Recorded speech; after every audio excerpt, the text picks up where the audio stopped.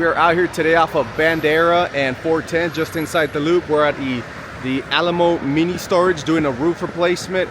Here's a unique situation. They have this signage here which is attached to the main roof. They got some bracing that we have to remove and replace. So I'm going to show you that here shortly if the guys haven't removed it already. That's what we're doing on this beautiful Saturday morning.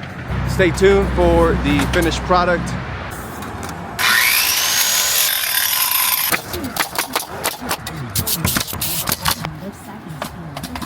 We just finished up this Alamo Mini Storage office roof replacement off here off of Bandera and 410.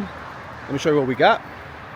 This is the Sierra Gray Chernel. It's a laminate architectural shingle. That means nothing to you. It's just a real good shingle. That's what it means. This is it. This is a color, Sierra Gray. Beautiful color. Upgraded to a ridge vent. Got rid of the turbines that it has. They requested ridge vents. That's what we did there, and replaced all the bracing that they had there. That's it. Hey, if you're in San Antonio and need a roof replacement, roof repair, we'd love to help you out. Give us a shout at roxroofing.com. See you on the next one.